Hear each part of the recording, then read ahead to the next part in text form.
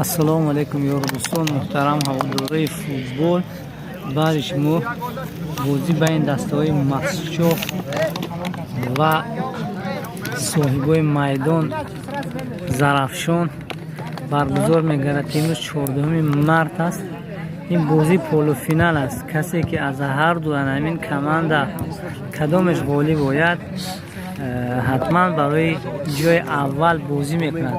ولی مخلصا همه آمادگی داشتن برای بازی خوب این کماندوی خودشان که دسته زرافشان و همچنین دسته حاجی امیر و مردمی بالا همش مردمی حاجی امیر دوستو.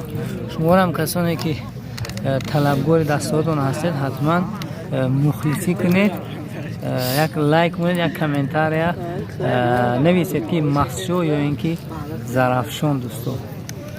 های